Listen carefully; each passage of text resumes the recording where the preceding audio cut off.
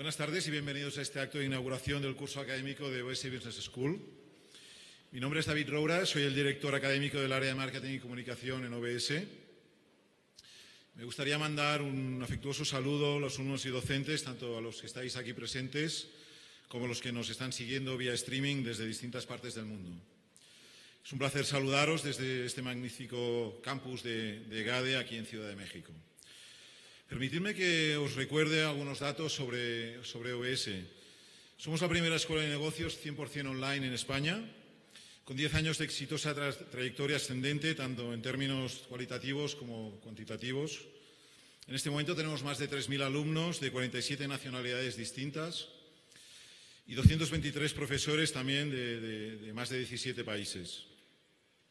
Más del 85% de ellos, de estos profesores, son practitioners, es decir, son profesionales y directivos expertos en sus distintas áreas de especialización. Y actualmente estamos ofreciendo 28 titulaciones máster conjuntamente con la Universidad de Barcelona. Se trata, pues, de una gran realidad y, a su vez, de un gran reto. Estamos hablando de una organización con un alto grado de multiculturalidad, muy innovadora a nivel metodológico y que desarrolla su actividad en un entorno tecnológicamente avanzado como es el entorno online y digital. Todo ello, junto con el alto nivel y rigor académico de nuestros docentes, nos permite formar profesionales y directivos que sean capaces no solo de adaptarse al cambio constante, sino de ser motor de ese cambio y de progreso para sus empresas y en la sociedad. Efectivamente, como decía, OBS Business School tiene como ejes estratégicos la internacionalización y el trabajo en entornos multiculturales. La metodología que implementamos en OBS nos permite una gran diversidad en la procedencia geográfica, tanto de los docentes como de los alumnos. Además, trabajamos para que tanto los materiales como las actividades propuestas por nuestros docentes sean consistentes con este entorno internacional. Vivimos en un entorno completamente globalizado y consideramos que la internacionalización de nuestra institución es fundamental para dar respuesta a los retos que los profesionales y las empresas tienen planteados en este momento. Siguiendo con esta vocación de internacionalización, cabe destacar que tenemos convenios de colaboración con instituciones de prestigio de muy diversas partes del mundo. Por citar algunos ejemplos, tenemos el caso de la Shanghai University en China, la Electrotechnical University en San Petersburgo, en Rusia, o el mismo Instituto Tecnológico de Monterrey, EGADE, aquí en México, con el que colaboramos para ofrecer, que empezamos en este mes de mayo, una maestría en coaching directivo y liderazgo y también una maestría en dirección de marketing y gestión comercial que empezaremos este año en noviembre. Aprovecho también, pues, la ocasión para agradecer la excelente colaboración y la cesión de este espacio magnífico para realizar este acto al Instituto Tecnológico Monterrey. Y ya por último, quiero aprovechar este acto de inauguración de curso para felicitar a los estudiantes de OBS Business School que han apostado por mejorar sus competencias y sus habilidades profesionales. Este es vuestro momento, el momento de pasar a la acción, de ser ahora más que nunca protagonistas de vuestros proyectos, de ser valientes y de mirar al futuro con serenidad, pero también con ilusión y con determinación. Muchas gracias y mucha suerte. A continuación, vamos a continuar con este acto de inauguración, con una mesa redonda sobre los grupos de comunicación frente a los retos que tienen de la globalización y la digitalización. Para ello contamos con dos invitados de lujo, que tengo aquí a mi izquierda.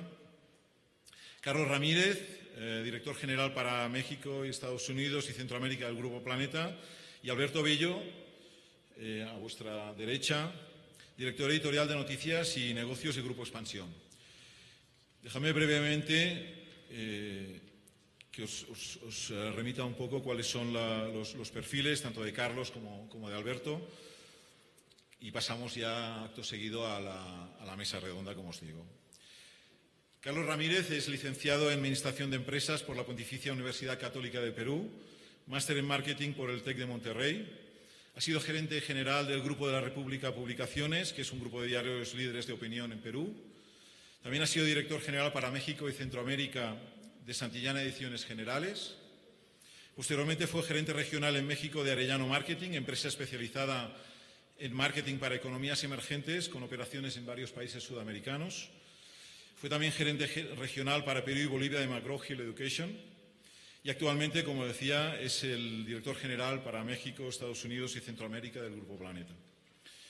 Muchas gracias por estar aquí, Carlos. Un gusto.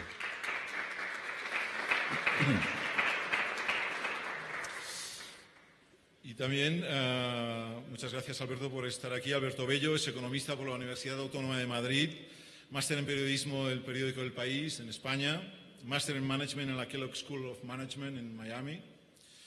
Y tras una experiencia exitosa periodística en distintos países, en enero de 2004 se incorpora como editor general de la revista Expansión, publicación del Grupo Expansión, empresa de Southern Cross Group. A partir de 2008 hasta la fecha es director editorial de Noticias, Negocios, Finanzas, Economía y Política del Grupo Expansión y lidera la creatividad de contenidos editoriales y control de calidad de las revistas Expansión, Obras, Manufactura, QO y los portales CNN Expansión, cnnmexico.com, que son noticias de México y del mundo, y también de adnpolitico.com, portal dedicado a la cobertura de los comicios, y mediotiempo.com, website de deportes.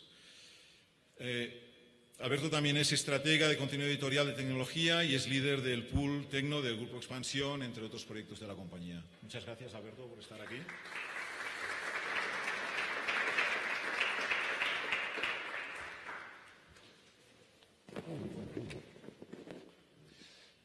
Y ya vamos a la parte interesante, digamos, del encuentro de hoy. Como decía, muchas gracias a ambos por estar aquí. Es realmente un placer y un honor poder contar con vuestra presencia. Como decía, el tema de la charla de esta tarde es la internacionalización de los grupos de comunicación y sus retos ante la digitalización. La parte internacional y la parte digital son digamos, dos partes de una misma cosa que van muy ligadas y que realmente están como muy vinculadas y una nos lleva a la otra. Trataremos este punto de vista básicamente desde tres áreas. Una primera más vinculada a lo que son modelos de negocio, una segunda más vinculada a lo que son los objetivos, a los contenidos, y una tercera, pues acabaremos hablando de un poco cuáles son las tendencias y cómo ven ellos hacia dónde va el mercado. Y terminaremos, como os decía, con las preguntas que tengáis oportunas, que estaremos encantados de atenderlas, tanto los que estáis aquí presentes y los que nos están viendo a través de streaming. Por favor, a través del hashtag #OBS Inauguración, a través de nuestras redes sociales. Empezamos, pues, tras esta introducción. Y el primer aspecto que queríamos plantear es un poco cuál es la estrategia empresarial más adecuada para afrontar este reto de la globalización. Hay como distintos modelos, distintas vías, licencias, adquisición de compañías locales.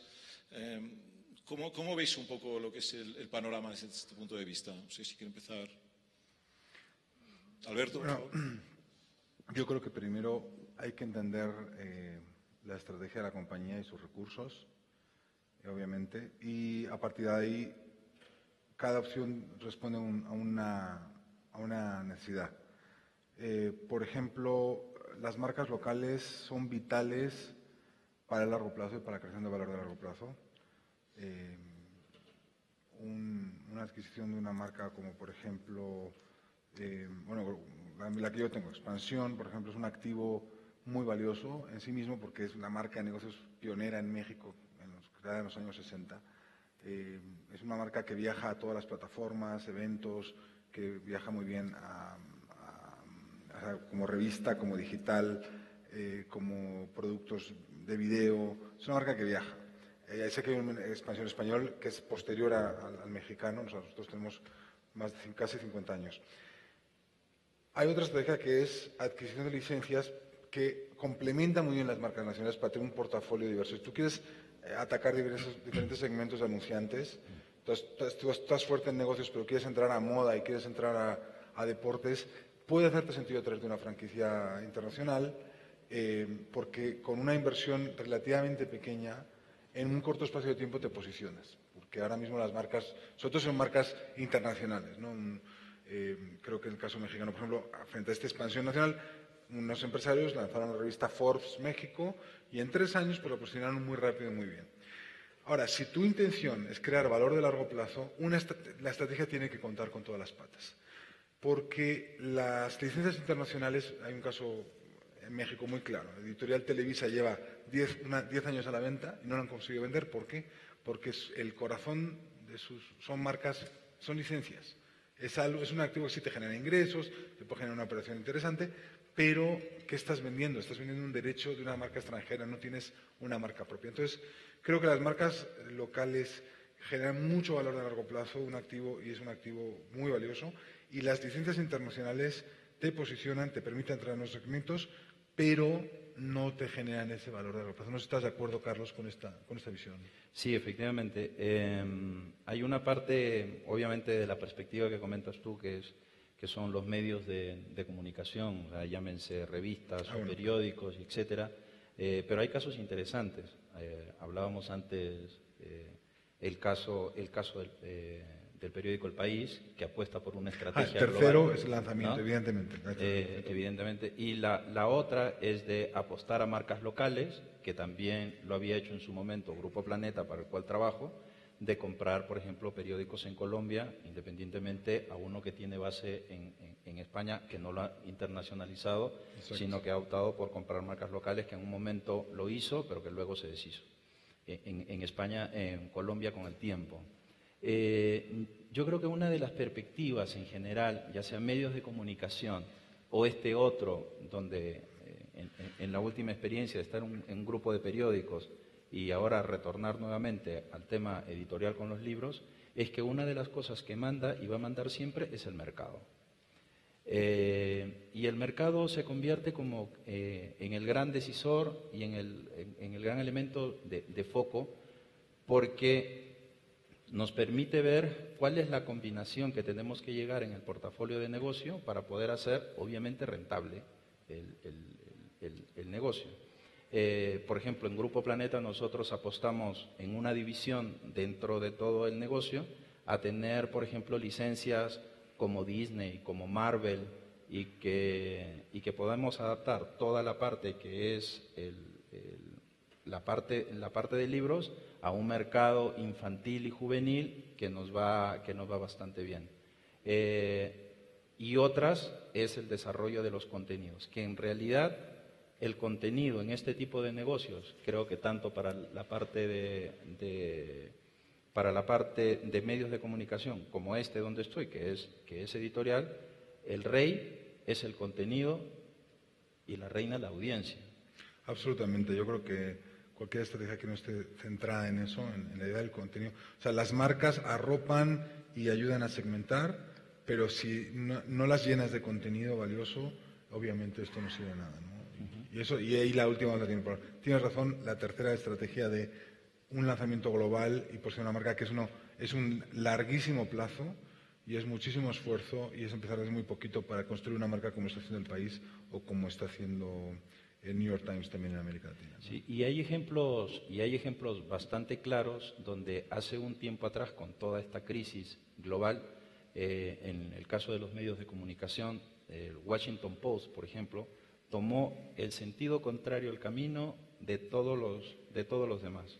Mientras el gran grupo de medios de comunicación en esto, y sonaba normal en ese momento, era decir, vamos a reducir y la estrategia va a ser una estrategia de costos porque tenemos que sobrevivir, tenemos que monetizar rápido el contenido para poder sobrevivir. El Washington Post se fue por todo el otro lado contrario. Es decir, nosotros le apostamos al contenido y amplió la base que tenía de equipos de investigación, de periodistas.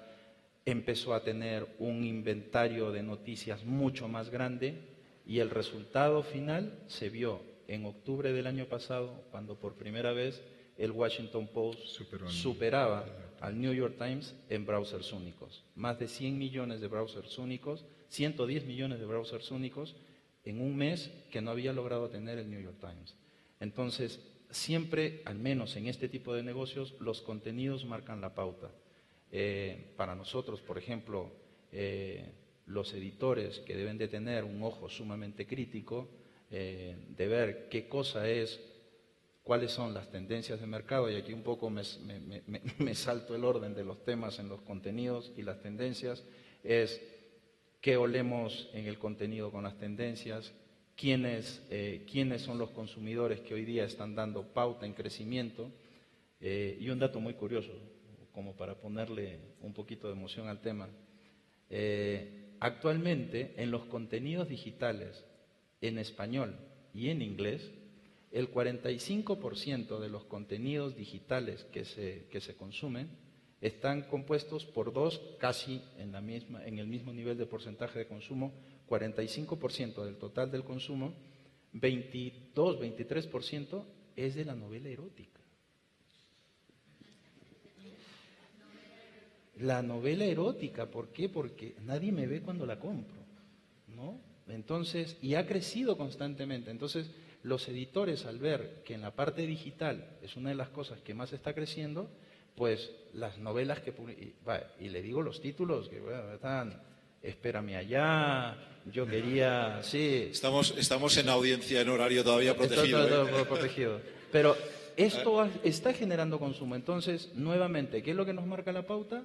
El mercado. Está claro que no hay una sola estrategia válida, sino que en función del propio planteamiento de la estrategia de una empresa, pues hay distintas vías. Y los recursos, porque el caso del país, por ejemplo, que ante falta de recursos para adquirir medios en México, se lanza una estrategia de, bueno, vamos a posicionar nuestra marca. También que hablamos... Crecimiento más orgánico, digamos. Es orgánico porque también, como sabemos, Prisa está en una situación de deuda, no puede comprar, pero sí, pues vamos a crecer de manera poco a poco y orgánicamente, y creo que lo está haciendo de una manera muy exitosa. Comentabas el tema de los contenidos, Carlos. ¿Es esa la manera de competir con los grandes monstruos digitales, con Amazon, con Google? Es decir, ¿puede ser esa una vía de sobrevivir a estos grandes monstruos que ya son nativos digitales, digamos? A ver, empecemos el referencial con las cifras, ¿no? Un poco como para situarnos en el mapa. Los canales como Amazon significan hoy en día, en el mundo de la venta hispana de los libros digitales, significan alrededor del 79% del total de la venta, ¿sí? El 15% es librerías y luego vienen las bibliotecas digitales y etcétera, ¿no? Que han crecido mucho, vaya, del 2 han pasado al 4%, son cosas que hay que tomarlas siempre como referencias, pero los grandes monstruos son Amazon y Google, que se llegan al 79%. En la parte de medios, la publicidad en medios digitales, en América Latina, y no se corrígeme en eso, Alberto, si hace 4 meses que he salido de este medio, pero más o menos iba por ahí, el 68% de la inversión en publicidad digital, 68% en América Latina, se la lleva Facebook, ¿no? Y Google. Y en el mundo, el 35% de la inversión publicitaria en materia digital se la llevan también estos dos. Entonces, ¿cómo competir? Es un poco complejo, porque... ¿Es a la vez un cliente y un competidor? Eso es lo que hay que verlo, es cómo establecemos alianzas más bien con ellos para que puedan ser un canal de distribución de nuestros medios. En lo que ellos no van a poder competir con nosotros y que claramente, al menos por parte de Google está claro, no se van a meter en los contenidos. Amazon lo hace a través de un tercero, ¿no? Que es la autopublicación, ¿sí? Y hay cosas con las que puedes competir y otras en las que hay que sumarse, ¿no? Nosotros, por ejemplo, nos sumamos a Apple, nos sumamos a Google con Google Play, con Amazon para la distribución de nuestros contenidos, de nuestros contenidos digitales. Pero hay algo bien curioso en todo esto. Hoy en día, quienes más están creciendo y les están haciendo más frente a los monstruos como Google y Amazon son las empresas editoriales más pequeñas. ¿Por qué? ¿Especialización? Exactamente, ¿no? Entonces, una manera de competir es exactamente con esta especialización, ¿no?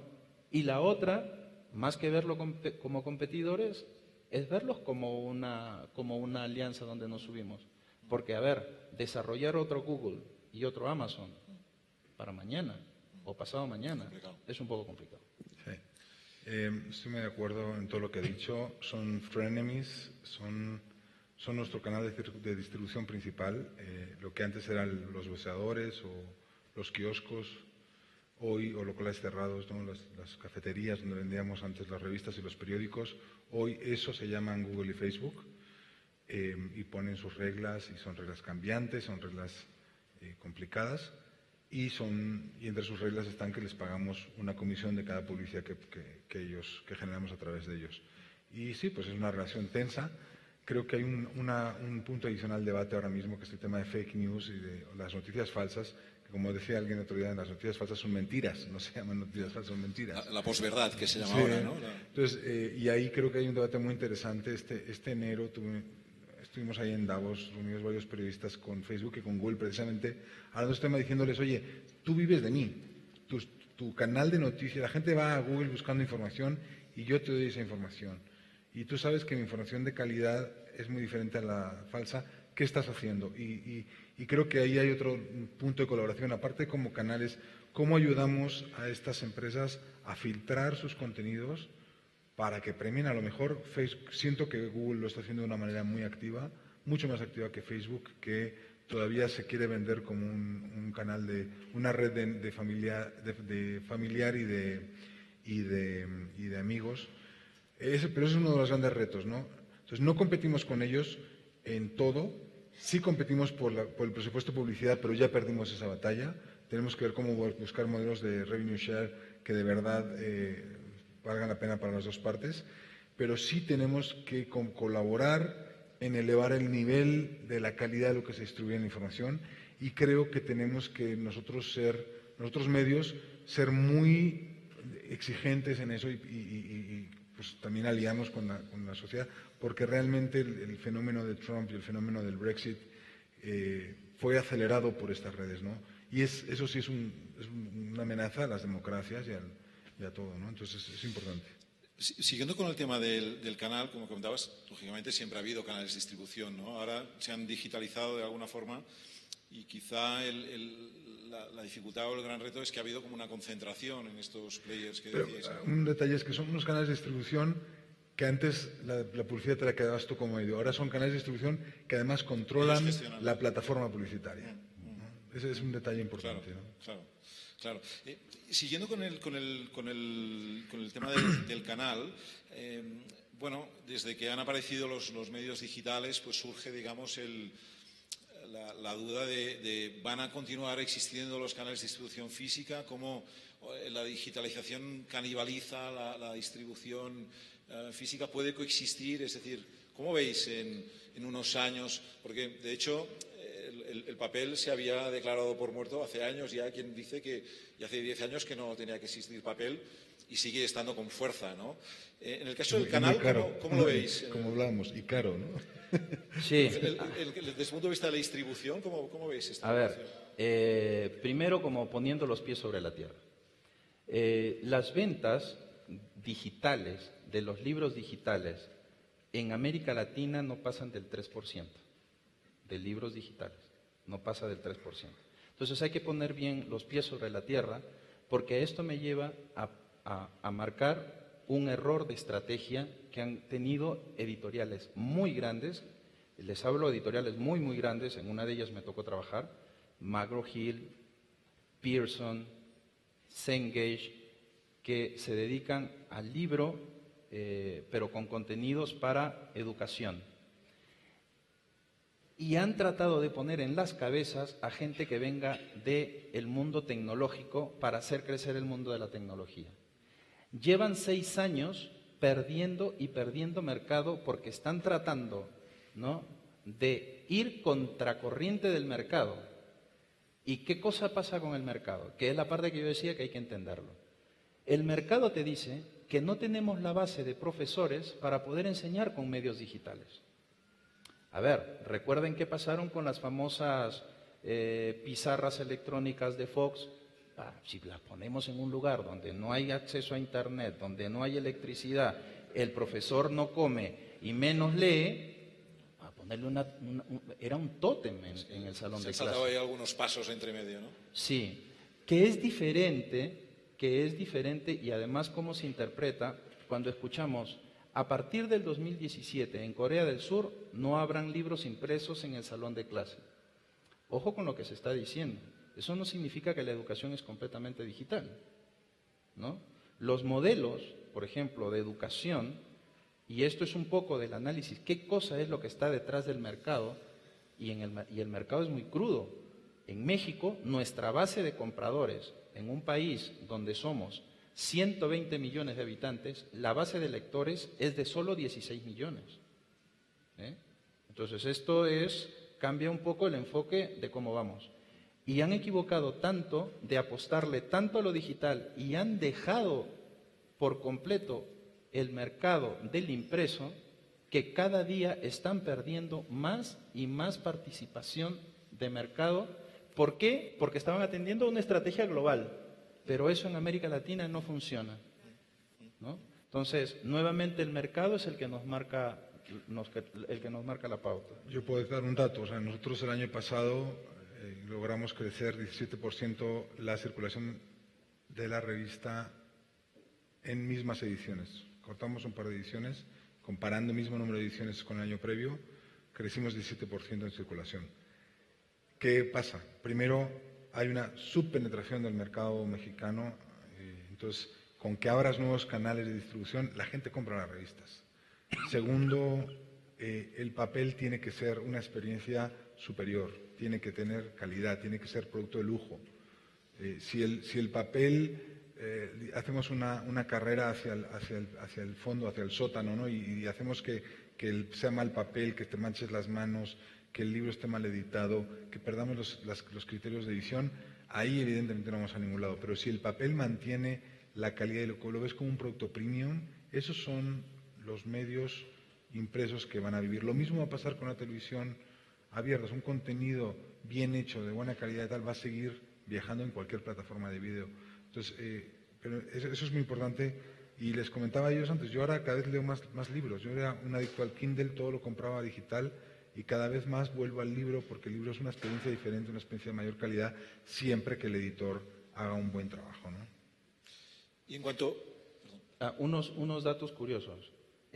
Yo me acuerdo que participé hará unos 8 años en un conversatorio donde se daba ya por muerto el libro. En el año 2000 ya se daba por muerto el libro, pero por muerto. O sea, el tema en la FIL de Guadalajara fue la muerte del libro impreso. Y se decía que en el año 2020, o sea, pasado mañana, el 50% de las ventas en Estados Unidos iban a ser de libros digitales y 50% de libro en papel. Año 2000. 2016, al cierre de las ventas, fuente Publisher Weekly, las ventas en Estados Unidos digitales cayeron el año pasado 4%, es decir, era el 27% de las ventas de las compañías de las 5 tops en Estados Unidos, el 27% era la venta digital. Cayó del 27% al 23%, casi igual que en el año 2014, que fue el 22%. ¿Qué subió? El hardcover. ¿Qué subió y qué creció? El audiolibro. El audiolibro del 2016 comparado con el 2015 creció 29%. Nuevamente, ¿qué nos está diciendo el mercado? El mercado nos está diciendo, adáptate a tu consumidor, ¿sí? No, lo digital no es todo, ¿sí? El mundo del papel todavía vive, ¿sí? Y vive porque a quien hay que entender es al consumidor y no a la moda. Son cositas como que cuando vemos las cifras nos hacen aterrizar un poco. ¿Y por qué ha crecido el mundo, el consumo del audiolibro y empieza a crecer en América Latina? Porque el libro era el producto más difícil de consumir. No cualquiera consume un libro, hay que tener un hábito y consumo que tiene que ver con el comportamiento del consumidor para poderlo consumir y traerlo. Con el libro no estaba sucediendo. Pues hoy en día, si yo el libro lo llevo al caminar, lo llevo al gimnasio, lo llevo a correr, lo llevo en el tráfico o lo llevo para otra actividad, lo que estoy haciendo es facilitar el consumo del producto que se llama libro, sea cual fuere el contenido, y eso es lo que está haciendo incrementar el volumen de las ventas. Yo ayer estaba escuchando el casting ya para todas las voces que tenemos que tener para los libros que vamos a empezar a sacar y que deben de empezar a generar un revenue interesante en ese segmento, ¿no? Con el bendito tráfico que tenemos en esta ciudad, te garantizo un éxito absoluto. Bueno, nos echamos una enciclopedia en un año, ¿no? Ese es el éxito de los audiolibros aquí, ¿no? Sí, yo leo novelas enteras en audiolibro con el coche. En cuanto al... Comentabas de que bueno, las cifras en cuanto a crecimiento de la parte digital pues no son tanto como se anunciaban y hay incluso una cierta moderación en los crecimientos. El consumo del producto digital, ya sea en las revistas o en libros, es un consumo que se añade al que ya había o canibaliza. Es decir, si sumamos las dos partes, en valores absolutos, digamos, ¿la cifra está creciendo o está disminuyendo? Yo quería contar antes una anécdota que se me olvidó contar con este tema previo del negocio digital. En Time Warner, nosotros fuimos 10 años parte-time. La empresa en Nueva York se invirtió un dineral, $200 millones invirtió Sports Illustrated en desarrollar su estrategia de revista digital, que son estas revistas que te descargas en el iPad, no sé qué, $200 millones. Entonces me contaron la conversación del publisher que dice, bueno, ¿y cómo vamos? ¿Cómo se está vendiendo esto? A ver, tú que eres el editor. No, vamos, sensacional. Llevamos en este mes vendidas 2.000 suscripciones. 2.000 suscripciones que son suscripciones de ¿qué? De $39 anuales. O sea, no hay manera que, o sea, con $200 millones respecto a 2.000 suscripciones al mes en tu fecha de lanzamiento es un fracaso absoluto. Los productos digitales, en el caso de revistas es especialmente dramático. Yo creo que el libro viaja mucho mejor. La revista no funciona en absoluto. La estrategia de revista digital que estamos funcionando es acercarte más a un diario digital, con contenido revistado, todo eso, pero entonces, eso es muy importante, ¿no? Hay los batacazos que se están dando también en McGraw-Hill y todo eso. Acabo de terminar mi maestría que hice en Kellogg. Teníamos un montón de libros en papel y te daban la versión digital. La versión digital ni la tocabas. O sea, es que para qué, para adelante, para atrás, complicadísimo, mejor el papel, ¿no? Entonces, muy importante esta parte de ojo con los modelos digitales que piensen en una exportación directa del producto porque no funcionan. Y me olvidé de decirles un tema que era interesante. ¿Por qué bajaron las ventas digitales de los libros, las ventas de los libros digitales en Estados Unidos? Dos razones. La primera, que tiene que ver con el tema de la recuperación de la inversión. ¿Estamos hablando de novelas, sobre todo? De libros en general. Sí, novela, porque entre novela, que es la parte de ficción, y la parte de libros eróticos hacen el 45% del consumo. El resto es 20, 30 temáticas adicionales. ¿Pero por qué bajó la compra? Dos razones. Una, tenemos que recuperar la inversión más rápida. Subieron los precios. De un promedio de costo de $5.79 subió a $8.21. Eso hizo retraerse un poco la demanda. Y en segundo lugar, tema interesante que mencionabas, esto de si leo o no leo en una plataforma en un reader, ¿no? Y es que en el primer semestre del año 2016 se empezó a ver una contracción de consumo de readers, como el device, ¿no? El aparato, ¿no? El aparato, y en el 70% de los consumidores decían que cuando consumían libros digitales decían que lo hacían a partir de un e-reader. En el segundo semestre la cifra cayó 24%, porque está empezando a haber mucho más migración hacia las tablets y hacia los smartphones, ¿no? Entonces, esa parte, esa migración, también hizo caer el consumo, ¿no? Y obviamente, cada día los teléfonos están siendo, los smartphones, son una plataforma de lectura mucho más rápida vaya, para cierto tipo de consumo. En la fila del banco. Exactamente. O sea, Ahora, decías antes, ¿cuál es el modelo? ¿Cómo convive digital con revista? Entonces, nosotros, por ejemplo, lanzamos el sitio en México de CNN, ¿no? Se llama cnnmexico.com, fue un JV entre Turner, que es el dueño de CNN, y nosotros, que éramos parte del mismo grupo, Time Warner. ¿Qué pasó? Pues primero, la estrategia de CNN.com ha sido una estrategia muy exitosa, pero no tiene nada que ver con la experiencia televisiva. Tú ves la televisión, ves CNN y ves CNN.com. CNN.com es texto, es vídeos muy cortos, que en el tiempo aprendimos todos a que hay que ponerles un subtítulo porque la gente en el celular lo ve con el sonido apagado o desde luego en la oficina y no quieres que tu jefe se entere que estás viendo las noticias. Eso por un lado. Por otro lado, te das cuenta de que el modelo de negocio es muy diferente. La televisión cobra presupuestos gigantescos por anuncios en prime time para una audiencia selecta, que es la audiencia CNN, que es minoritaria, por cable, etcétera, etcétera. Y de repente te metes con un producto digital que necesariamente tiene que ser masivo para justificar, porque el CPM, el costo por mirar, lo que te pagan por persona que ve tu sitio es una miseria comparado con lo que te paga la televisión, ¿no? Entonces tienes que tener un producto masivo que tenga texto.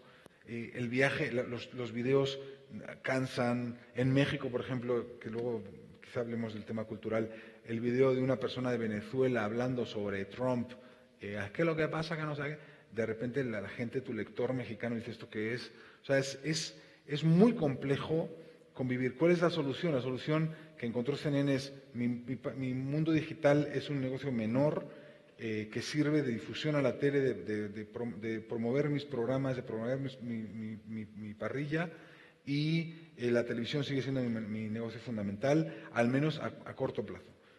Nosotros, como socios de ese proyecto, evidentemente éramos el socio digital, dijimos, oye, pues esto pues no funciona. Y fue un proyecto que sigue vivo, pero un proyecto que económicamente no funcionó jamás porque llegó un momento en que para CNN era un proyecto menor, simplemente que cumple una función de marketing. O sea, para las televisoras, el digital, que está creciendo, evidentemente va a llegar un momento en que sí funcione, en ese momento era un proyecto de marketing, ¿no?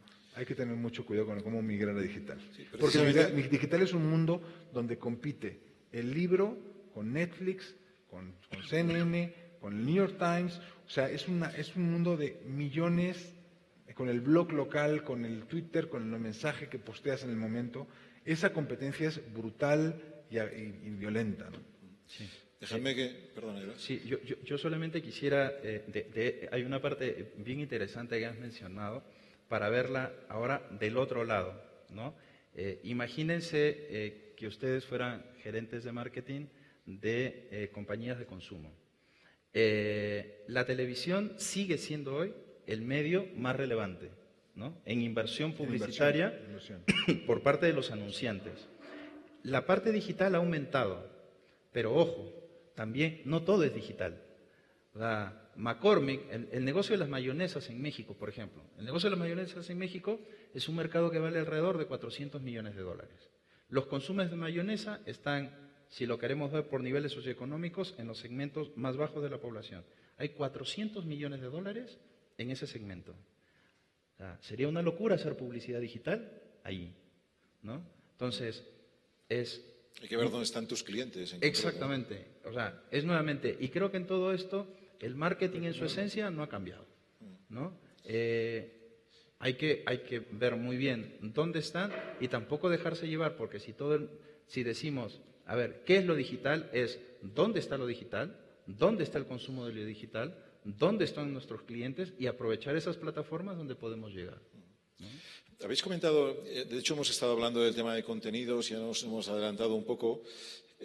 Déjame antes que haga un comentario porque nos están saludando, nos están mandando saludos desde Colombia, desde Ecuador, desde Venezuela, desde Chile, desde Perú, desde España, desde Costa Rica, desde El Salvador. Bueno, pues saludos naturalmente para todos los amigos y alumnos y docentes que nos están mandando saludos y que nos están siguiendo. Como decía, siguiendo con el tema de los contenidos, y ya lo habéis comentado, ¿no? Uno de los temas que queríamos tocar era decir, ¿Cómo se hace esto de tener proyectos globales a nivel de compañía, como comentabais en el caso de McGraw-Hill o en el caso de CNN? Es decir, ¿cómo se hace para gestionar una empresa a nivel global, pero adaptarse a estos gustos locales que, como decíais, realmente al final es lo que marca? Es decir, por más global que sea mi empresa, si no me adapto a lo que quiere el mercado, no va a ser solo una manera de ir poniendo dinero allí sin que aquello tenga el retorno que pueda tener, ¿no? Es decir, realmente, ¿qué solución tiene esto? Es decir, ¿no hay más remedio que adaptarse a los gustos locales? O, por otro lado, se percibe también como una cierta estandarización a nivel global de gustos. Yo, por ejemplo, estos días que estoy aquí en México, pues muchas de las tiendas que veo a nivel de comercial pues son las mismas tiendas que están en España o en Europa, ¿no? A nivel de gustos, vamos hacia una cierta estandarización, a pesar de los casos que habéis dicho, de fracasos, digamos, por no adaptarse al gusto local, pero ¿hay una tendencia de fondo a una cierta estandarización de los gustos? Perdón. A una cierta uniformidad, un cierto empobrecimiento incluso, yo diría. Nosotros tenemos, por ejemplo, el Grupo Expansión tiene licencias de InStyle y de Elle. Y el 75, 80, 90% del contenido es propio. Y eso lo hacemos nosotros. Eso es parte del éxito de esas revistas. O sea, eso es parte de que tengan una penetración amplia en el mercado mexicano y que la gente las siga. Con CNN México era exactamente igual. O sea, evidentemente el contenido internacional nos lo da CNN México, pero nos lo da CNN, pero teníamos una redacción generando contenido desde México, también sobre la relación bilateral con Estados Unidos o con la relación con América Latina. ¿Qué generó eso? Pues ese proyecto que comento que fue un fracaso comercial, pero fue el segundo sitio de noticias más importante en México en 2013.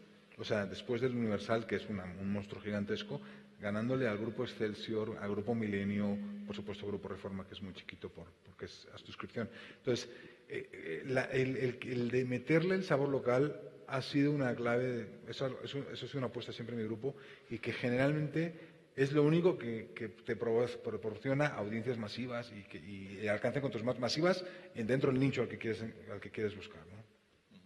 Sí. Yo creo que nuevamente volvemos al mercado. Nosotros, por ejemplo, en México publicamos, este año vamos a publicar alrededor de 544 novedades, es decir, 544 nuevos libros, ¿sí?, en un año. O sea, imagínense tener un aparato editorial que maneje toda esta cuestión, que es un reto fuerte y etcétera. Tenemos una convención donde nos reunimos las cabezas de las principales regiones, tanto áreas comerciales, marketing, editorial, ¿no?, y de gestión, para ver qué cosa es lo que vamos a hacer.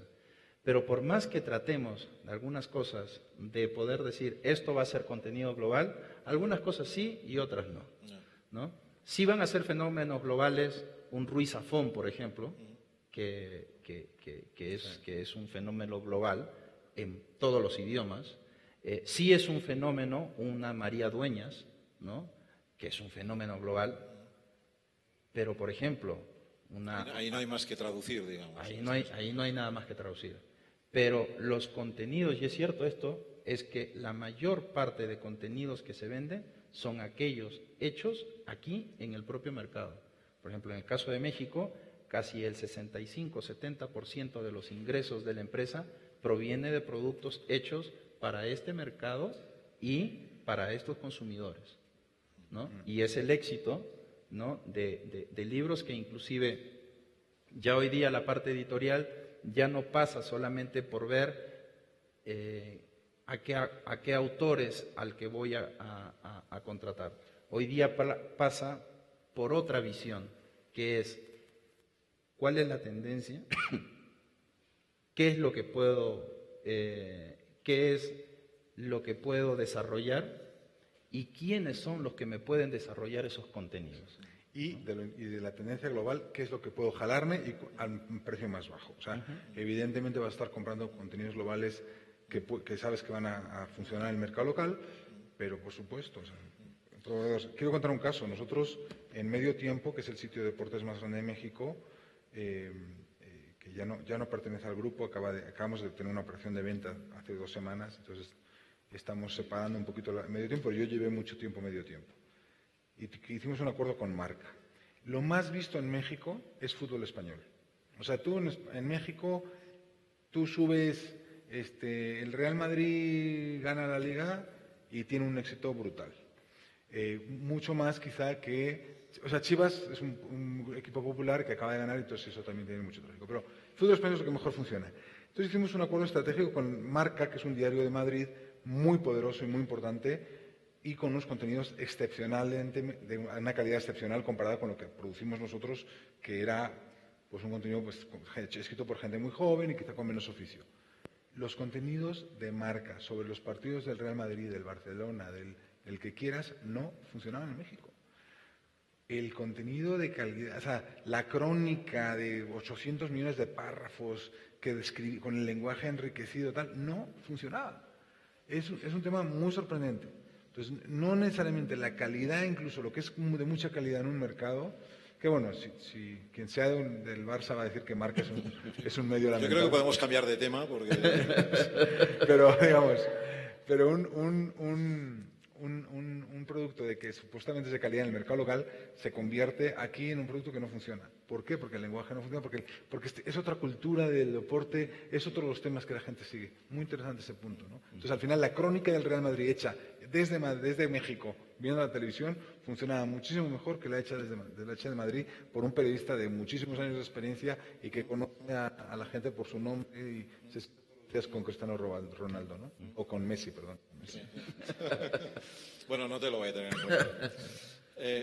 Bueno, se nos va pasando el tiempo. Sí me gustaría, ya para ir terminando esta charla, que me parece súper interesante, hablar un poco de tendencias, ¿no? En el mundo editorial y de la impresión hay algunas, no sé si llamarlo tendencias o al menos iniciativas que surgen, como puede ser el tema de la autoedición, que comentabais que Amazon, por ejemplo, pues lo está permitiendo a través de unos partners, o la impresión bajo demanda, o incluso libros personalizados. Es decir, ¿cómo veis un poco este panorama? O lo que sería, en mi mundo, sería el blogger, ¿no? El blogger de moda, el blogger de, ¿no? Que también Exacto, es autopublishing, ¿no? Esos son... Vamos hacia una gran atomización en este sentido en la generación de contenidos. ¿Cómo veis un poco? ¿Van a ser mercados realmente nicho, reducidos, o alguna de estas tendencias puede ser mainstream? ¿Cómo veis esto? En el caso de noticias, el caso de Aristegui Noticias o el caso de Sopitas, en México, son dos productores ligados a un nombre que consigue una audiencia notable, muy importante, y sin duda están ahí. Ahora, la atomización es absoluta en el mercado digital. Entonces, como decíamos antes, en la medida en que se creen una estrategia comercial enfocada a un nicho y que ese nicho, pues, o sea, yo creo que el reto va a ser ese, encontrar un modelo de negocio para esos. Es muy fácil crear audiencias masivas, nosotros lo dijimos con CNN y no hubo un modelo comercial asociado a eso. Entonces, es un gran reto lograr comercializar eso. Se están creando networks de ese tipo de blogueros, esos networks que reúnen a Sopitas con Animal Político, con no sé qué, con no sé cuántos, y se comercializa por segmentos, o sea, por audiencias y tal. No sé, me parece que eso va a monetizar algo, pero no. Yo sí siento que las grandes marcas, hay una cosa que no dije antes, que lo único que yo quería decir es marcas. O sea, para diferenciarse en digital y para tener acción digital necesitas marcas, necesitas, como tú dijiste muy bien, especialización y verticalidad de marca. O sea, una marca que atienda una necesidad de una audiencia muy concreta, ahí van a querer estar anunciantes o esa audiencia va a querer pagar por eso.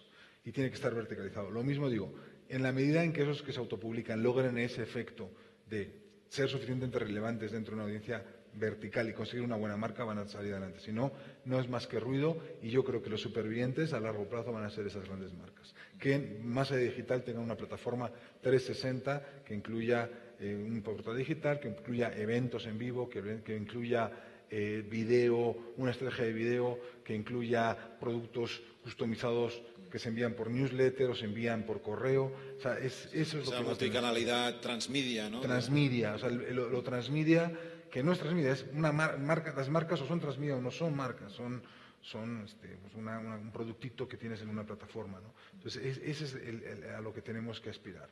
En la medida en que esos autopublicados conviertan en eso, van a tener éxito. Pero esa es la batalla, ¿no? ¿No estás de acuerdo? Sí.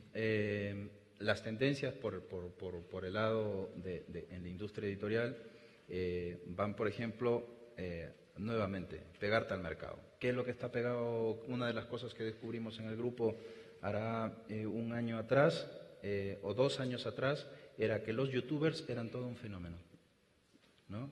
Y hoy día decidimos contratar a todos los youtubers que había en todo el mundo hispano, ¿no? Y somos los líderes, ¿no?, de publicación de libros de los youtubers. Ah, tú los haces esos libros.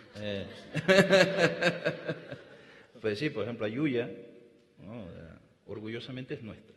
Ya se va a casar Yuya, pero modificaremos los contenidos para que siga teniendo, ¿no?, un acercamiento a un nuevo público al que va entrando.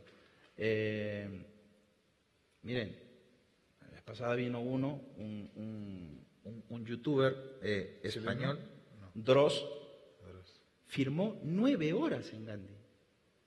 Vino Protección Civil, nos tuvieron que un poco clausurar el evento. Alteración del orden público. Exactamente. Entonces, sí hay tendencias que se convierten en estos nichos que hay que ir descubriendo y tendencias. Con el tema de los autoeditables, hay cuestiones que hay que verlas con cuidado, porque los editores realmente son profesionales de este tema. Y les voy a contar una pequeña anécdota. Para ver cómo juega el editor en el éxito de alguien que pretende solamente editar. Primero, escribir no es sencillo. Segundo, cómo llego al consumidor también. En un momento, en una compañía editorial donde trabajaba antes, se nos ocurrió dentro del grupo que sacáramos un libro sobre un famoso dictador mexicano, sí, un dictador. ¿Porfirio? No, Díaz Ordaz. Entonces se mandó a preparar el contenido, es decir, alguien que pudiera escribirlo. Yo cuando leí la novela, me la alcanza el editor, ¿no? Yo tenía que hacer un viaje, me lo leo en el avión, y di vuelta. Yo le digo, oye, está espectacular esto. Sí. Buenísimo. Ok. Buenísima, ¿no? Si es la que yo pienso. Sí. Entonces, el autor, quien había escrito el libro, dice, vamos a ponerle el nombre La novela de Díaz Ordaz. No. Digo, pero qué nombre para malo, ¿no? Entonces, ¿qué cosa dice el editor?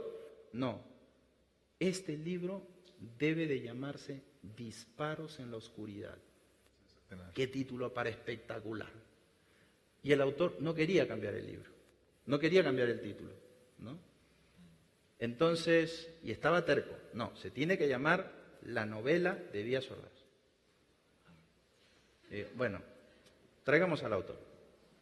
Y le dijimos, oye, a ver. ¿Quieres vender o no quieres vender? ¿No? Vamos a ver cómo está el tema.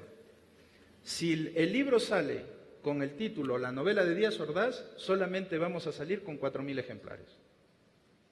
Pero si sale con el título que está proponiendo el editor, Disparos en la oscuridad, vamos a salir con 20.000. ¿Qué quieres? ¿20.000? Es un libro espectacular de Mauricio. La novela vendió 25.000 ejemplares y todavía sigue vendiendo. Muy bueno. ¿No? Entonces, si esta persona hubiera sacado el libro autoeditable con ese título, la gente no lo iba ni ver. Entonces, el editor tiene un peso fundamental en ver dónde está la tendencia, cuál es el mercado. Que ahí no es solo un trabajo de imprimir físicamente el libro, claro, hay todo un trabajo de entender el usuario, el cliente. Otras tendencias que hay en el mercado es el mercado infantil y juvenil. El mercado juvenil está creciendo mucho y gracias a estos fenómenos globales como Harry Potter, como Crepúsculo, como Narnia, como qué sé yo, los últimos fenómenos que han habido, el mercado juvenil se está convirtiendo y se va a convertir en los próximos años en un consumidor del presente y consumidor de futuro. ¿No? Ahí es un poco también todo lo que comentábamos antes, comentabas, Alberto, de la multicanalidad, del transmedia, ¿no? De que sobre el mismo tema hay un juego, hay una película, hay una serie, hay el libro, es decir, ¿no? Que todo eso ayuda a que se cree como un entorno, ¿no? Que ayude a que... Sí, y ojo, un dato más, el mercado juvenil en Estados Unidos en impreso, en digital, el año pasado cayó 16% en juvenil, que nos podríamos decir, oye, ¿los jóvenes consumen más medios digitales? No, están leyendo en papel. Muy bien, muchas gracias. Estamos ya en el tiempo. Yo, lógicamente, no voy a atrever a hacer un resumen de todo lo que hemos hablado porque creo que ha sido muy, muy extenso. Sí que me he quedado con algunas ideas, como comentabais, de la importancia de los contenidos, de pegarse al mercado, de escuchar al cliente, que al final, como comentabais tanto Alberto como Carlos, ¿no? Es un tema de, vamos un poco a la esencia del marketing, ¿no? Digamos, de entender al cliente y hacerle la propuesta más adecuada en función de ese cliente, ¿no? Y que lo que puede funcionar para un cliente pues no tiene por qué funcionar para otro, y por eso pues todo el tema de segmentación, etcétera, ¿no? Es decir que, bueno, me quedo como un poco más tranquilo en el sentido de que las reglas del marketing siguen, ¿no? siendo vigentes, ¿no? Muchas gracias por vuestra participación. Pasamos, no sé si alguien aquí en el público tiene alguna pregunta que quiera hacer. Sí, por favor, tenemos un micrófono.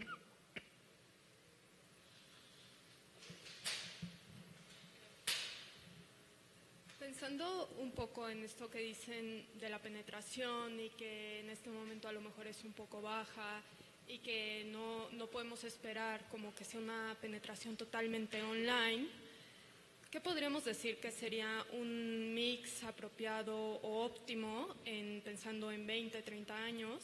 O sea, ¿hacia dónde nos dirigimos? Y hago un poco la comparación, ¿no? Pensando en un Amazon versus un Walmart en Estados Unidos, donde pues claramente Amazon tiene un buen tamaño de mercado, sin embargo pues jamás, o no sé si jamás, pero es muy difícil que llegue a desplazar a las tiendas de Walmart, ¿no? Si lo llevamos eso ahora al sector que estamos hablando, ¿qué sería ese buen nivel de mercado? Gracias por la pregunta. No está mal para empezar una proyección a 20 o 30 años. Yo creo que empezamos bastante fuerte. Gracias por la pregunta. ¿Quién se atreve? A ver, ¿digital o a papel, perdón? O sea, digital versus papel, digamos. Okay.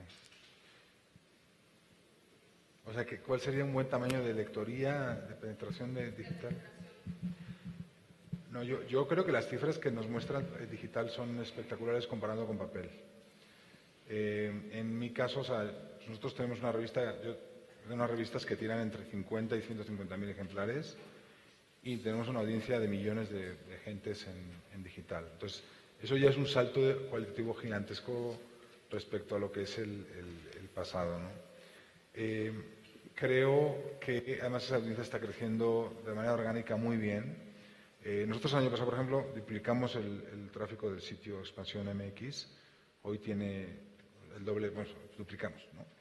Entonces, tenemos ahora 5 millones de usuarios que leen de negocios, cosa que jamás pensé yo que iba a suceder en este país. Entonces, lo ideal, ahora tenemos una barrera que es el nivel educativo de la población y el sistema educativo mexicano y el acceso a la tecnología y el acceso a Internet. Son procesos, hay un tema que depende de la reforma de telecomunicaciones, es decir, que realmente haya penetración de Internet de calidad y que llegue a todos los hogares. Dependemos también del sistema educativo que mejore y que de verdad los maestros enseñen a los niños a leer y que lean y a leer cosas de calidad y tener criterio de lo que leen y lo que no leen. Entonces, dependemos de muchas cosas, pero yo creo que el salto del papel que estaba limitado en su circulación por razones este país es muy extenso, es muy caro llevar libros, llevar revistas a muchos lugares de este país. Las distribuidoras de revistas quebraron hace 2 años, quebraron, ¿no? Que también te distribuyen a ti, supongo. Entonces, la verdad es que ahora tenemos una plataforma digital que llega a muchos lados, es muy bonito, es triste que no es un negocio tan rentable como lo es el papel o como es la televisión, pero es un negocio es un alcance tan infinito que para los que producimos contenido es hermoso ver eso, ¿no? ¿A qué podemos llegar? Pues lo ideal sería llegar a las tasas de Europa y a las tasas de Estados Unidos y que tuviéramos una penetración del 80%. No sé, lo que no sé es una lectoría activa del 80% de la población. Me parece imposible, pues dadas las restricciones que te digo, ¿no? Os ruego, por favor, brevedad para que si podemos atender más preguntas, tanto en las preguntas como en las respuestas, por favor. ¿Querías añadir algo, Carlos? Sí, bueno, si a mí me preguntaran qué prefieres vender, un libro impreso o un libro digital, te diría un libro digital. ¿Por qué? Porque la rentabilidad es mayor. Sin embargo, hay que estar aterrizado, ¿no? Porque en una proporción 97:3 hay que cuidar bien el negocio. ¿Qué es lo que hay que hacer? Sí mantener muy claramente cómo se está comportando el portafolio de negocio, sí apostarle a lo digital, no es futuro, es presente, sí estar midiendo cuál es la posibilidad de penetración para que cada vez tengamos mayor opción. ¿Qué es lo que pasará de aquí a 20, 30 años? Aparecerán de repente nuevas plataformas sobre las cuales vender.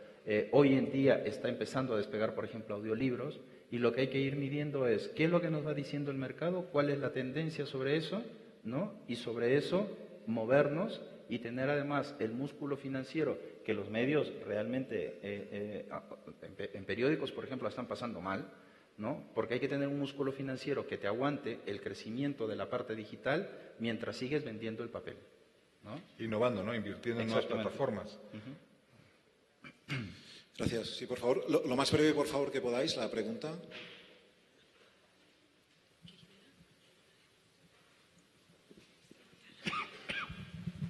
Mi pregunta va más con el tema de la evolución. Yo puedo pensar hace 10 años en el celular Nokia, luego en el BlackBerry y ahora en cualquier producto Apple. Evidentemente, el acceso o el acercarse más bien a un a un libro en estos tres ha ido cambiando mucho. Y yo quisiera pensar en 5 o 10 años, no sé qué va a pasar en gadgets. Por lo tanto, el acercamiento a una lectura, tal vez desde la perspectiva infantil, debería ser diferente y no pensar en cómo pongo un cómic para que el niño lo vea en un iPad, sino cómo puedo hacer que un niño vea algo en el iPad que tenga contenido, que tenga cultura, pero que tenga otra construcción. ¿Cuál es esa visión de futuro que pudiéramos estar viendo desde ahorita? Bien, esa parte es sumamente interesante y pasa por el modelo de el tiempo de recuperación de la inversión. Hace poco, y se hizo un experimento sobre un libro de Ken Follett, de tratar de ponerlo en una plataforma que sea casi ponerlo como una película, el libro al momento que se iba poniendo. Fue un total fracaso. Se invirtió tan solo en un solo libro, se invirtieron alrededor de $170,000 en hacer toda esta adaptación. Y la compra era como lo que había dicho, $200 millones para tener una suscripción de 2.000. Más o menos pasó en esto con los libros. Entonces, sí hay unas partes sobre las cuales hay que aterrizar sobre lo que hacemos y en qué experimentamos. Y hay que tener un músculo financiero que soporte una inversión determinada para ver en qué tiempo es la recuperación. Y para las personas que normalmente estamos como yo, en mi caso, y mis pares en las otras zonas, en otras partes del mundo, siempre el inversionista dice, ¿quieres dinero? Ahí está. ¿Cuándo recuperamos? Entonces, sí hay un modo de cómo, que sí tenemos que hacer cosas nuevas, pero también en cuánto tiempo recuperamos la inversión. Y hoy en día, ese modelo de crear cosas nuevas, de las que tú estás mencionando, son costosas y todavía no se logra recuperaciones tan rápidas del producto, en la venta del producto. Yo creo que tenemos que adoptar tecnologías fuera. Yo tengo una muy buena historia. En medio tiempo hubo un momento en que nos cancelaron la publicidad las cerveceras porque nuestra audiencia promedio se bajó de 18 años. Entonces, evidentemente tuvimos que hacer algo y urgentemente porque los chavos estaban viendo los resultados de fútbol por mediotiempo.com. Entonces, no fueron las cerveceras, fue el gobierno, evidentemente, fue la COFEPRIS la que nos paró las publicidades de cervezas. Entonces, si estás innovando en digital a bajo costo, en libros es diferente, ¿no? Pero nosotros que hacemos noticias, para mí me entusiasma pensar que hay chavos de 12 años que están viendo el fútbol a través de una plataforma que escribe, que titula, que no sé qué, es una gran responsabilidad. Yo creo que en el modelo nuestro sí funciona. Yo veo a los chavos todo el día con YouTube, entonces nosotros cuando subes noticias tituladas, están llegando a ellos, es otro medio, es un medio multimedia, tiene imagen, pero están leyendo, están siguiendo la actualidad. Creo que nuestro reto es llegar a ellos, porque si no nuestro negocio desaparece a largo plazo, y siento que sí les llegamos, y siento que con innovación de bajo costo y arriesgándote un poquito de vez en cuando, logras muy buenos productos para ellos. Gracias. Vamos a hacer una cosa, tenemos alguna pregunta también de las redes. Los que estáis aquí, si me disculpáis, como vamos a ir tanto Alberto como Carlos unos minutos con nosotros, cuando terminemos el acto, si os parece, después podéis hacer las preguntas. Pasamos, Dikra, ¿tenemos alguna pregunta? Desde nuestras redes sociales a través del hashtag OBS Inauguración. Perdón, solo tiempo para, con mucho, un par de preguntas. Sí, de hecho, nos han hecho varias preguntas nuestros seguidores. Os felicitan por las ponencias que estáis haciendo, dicen que son muy interesantes. Algunas de las preguntas ya habéis ido contestando. Hemos elegido 2 preguntas que van dirigidas tanto a Alberto como a Carlos. Por un lado, dicen, ¿cómo influirá en las escuelas la digitalización de los materiales escolares? ¿Es positivo o negativo? ¿Cómo debe gestionarse? Ahí sabes tú. Sí, bueno, lo contesto con 2 enfoques. Hace un par de años atrás, o 2 o 3 años atrás, envié a mi hija a estudiar a Canadá el 2º año de preparatoria. Y yo le preguntaba todos los días, ¿y qué has visto de digital? ¿Y qué has visto de digital? Nada, papá, nada. ¿Y cómo está el mundo digital? Nada. Pasó el año y la respuesta siguió siendo nada. Para lo único que servía una plataforma digital era para que puedan mandar las tareas y Canvas, etcétera. ¿no? Canvas es un... Sí. La educación está empezando a tener un sentido diferente y está empezando a tener un sentido más de formación de la persona a que estas plataformas digitales de las que tanto se hablan. Y yo creo que estamos pasando por un mito y primero hay que ver dónde estamos, cuál es el nivel de educación, el nivel de formación de profesores, porque por más que se puedan salir con plataformas digitales, que las hay, Santillana tiene una que se llama Sistema 1. Está CAN, ¿no? CAN. Sí, pero al tercer año se dieron cuenta de que casi un 28 o 30% de las escuelas que lo habían adoptado lo tuvieron que dejar. ¿Razón por qué? Y estamos hablando de escuelas premium, de colegios premium a nivel nacional. Y la pregunta era ¿por qué? Y la respuesta era muy sencilla. Los profesores no podían aguantar en poder enseñar digitalmente porque no saben enseñar digitalmente.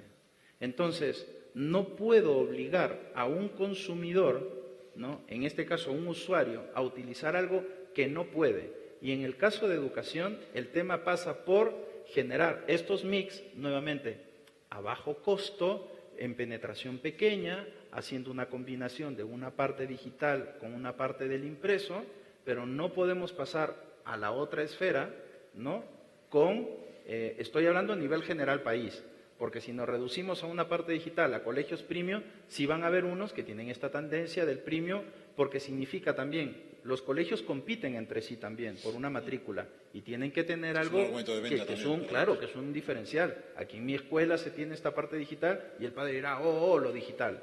Pero hoy día las tendencias de las escuelas se está pasando más por formación del ser humano que de la parte digital. Y esa tendencia está cambiando en el mundo, Podemos pasar a la siguiente pregunta, Sí. la última ya.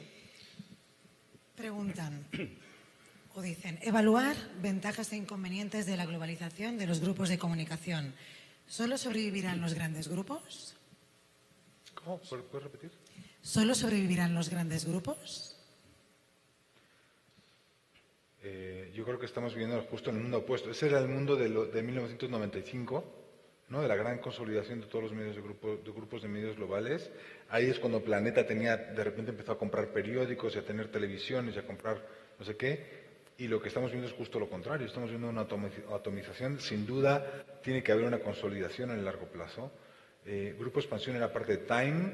Ahora mismo se dividió en 3 plataformas diferentes que se han vendido a dueños diferentes, que nos compró un fondo de capital. Ahora mismo estamos en un dueño local que quiere crecer su grupo, pero lo que estamos viendo es justo lo contrario. Estamos viendo yo creo que al menos lo que estoy viendo es justo lo contrario, una atomización del mercado local y sí, grandes grupos con diferentes estrategias queriendo crecer, retomando las estrategias de los 90 que la crisis destruyó, la crisis del 2008. Pero yo no sé cómo lo sientes tú, yo siento justo dos fuerzas que están ahí combatiendo, ¿no? Sí, yo creo que New York Times, en el ejemplo que daba, si iba a sobrevivir, hoy día tiene mucho cuidado con lo que está haciendo Washington Post y lo que están haciendo otros periódicos, como lo está haciendo este periódico en Boston, me parece que es el Globo, no recuerdo bien. ¿Boston Globe? Pero sí, el Boston Globe, que eran periódicos en digital muy chicos en comparación a New York Times, que de repente pero lo que prima es el contenido. Si los contenidos están trabajados de manera en que estoy entendiendo a la audiencia y tengo un mayor inventario de contenido en mis webs, es donde voy a poder tener la facilidad de poder llegar a estos grupos de consumidores y poder monetizar de acuerdo a cómo segmente mis audiencias.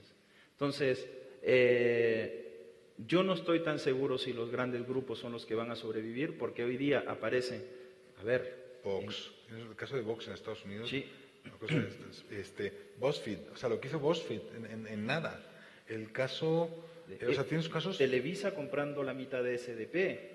Eso no sé yo de qué la tanto, nada. Eso no sé qué tanto va a funcionar, hay que ver qué va a pasar ahí. ¿No? O por ejemplo, Aristegui Noticias, que prácticamente la marca es una persona, ¿no? Entonces, no sé, a nivel global habrán estos grandes grupos de referencia, ¿no? Le Monde, El País, New York Times, Washington Post, etcétera, pero a niveles regionales la pelea es mucho más complicada. Lo que está haciendo Univision en digital en Estados Unidos, ¿no? Univision en Estados Unidos que compró The Onion y compró ¿cómo se llama este report? Compró varias propiedades y tiene una plataforma muy amplia y Televisa está imitando esa estrategia. O sea, yo creo que todo el mundo está jugando, todo el mundo está experimentando, no sabemos muy bien qué va a pasar, pero ejemplos como BuzzFeed o ejemplos como Vox de innovación en medios nos hablan de que de Business Insider, una plataforma que si ustedes no conocen es una cosa extraordinaria lo que han hecho, pues nos hablan de que esto está abierto, de que al revés. Yo diría, en el caso de información y estilos de vida, al revés. O sea, estamos viendo una atomización ¿no? brutal. Una larga cola, ¿no? Sí. Muy bien, pues excelente, muchas gracias. Yo hay una cosa que sí quiero decir ¿Sí? y que resume un poco lo que no hemos dicho. ¿Y esto cómo se hace? Escalabilidad, o sea, tienes que buscar, escalar, integrar en esas marcas multiplataforma que tus productos puedan viajar con muy poco costo y que puedan multiplicarse muy rápido. Si no, esto no jala, no funciona. Y dos, eficiencias, ¿no? O sea, bajo costo, ¿no? O sea, creo que esa es lo que aprendimos todos de los errores del pasado, es que nuestras marcas para viajar, cuando arrancas algo, tiene que ser escalable y tiene que ser muy eficiente en costos. Si no, nos vamos a dar los batacazos que nos dimos históricamente todos. No sé tú. Es un escenario de márgenes apretados, con lo cual hay que ser eficiente, ¿no? Sí, por ejemplo, en Perú, que fue la última experiencia con medios, El País puede estar presente con su web, pero para que tengan una idea, y lo comentábamos ahora, hay 2 medios que en el mercado digital que se lo llevan casi todo, o 3. Estaba Grupo El Comercio, que para que tengan una idea, Perú, población 30 millones, México 120. El medio que tiene una mayor fuerza llega, Excelsior, como a 9 millones de browsers únicos al mes. No, el Universal. El Universal. A 9 millones de browsers únicos. En Perú, población 30 millones. El comercio, 18.5 millones de browsers únicos al mes. El doble de lo que en México. Y el grupo donde trabajaba yo, que era Grupo La República, en 15.6 millones de browsers únicos al mes. Entonces, por más que se quiera meter un medio global a atacar una población, los medios locales son mucho más fuertes por el dominio del contenido. Y porque históricamente la penetración de la prensa en México es muy marginal. O sea, el Universal, ¿cuál es el máximo tiraje del Universal en México? 200.000. Cuando ves que Clarín, 1 millón. O sea, realmente tenemos una historia de la prensa muy triste en México, ¿no? Y de las grandes marcas. Muy bien, pues muchas gracias a los dos. Muchas gracias a los que estáis aquí presentes por haber venido. Gracias también a los que nos seguís vía streaming en los distintos países, los que hemos mencionado y otros muchos que, lógicamente, no podemos mencionarlos todos. Gracias por haber venido, a Carlos, Alberto, y buenas noches. Gracias a todos.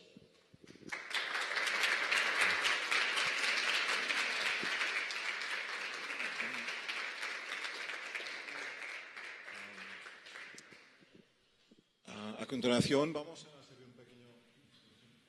¿Hola?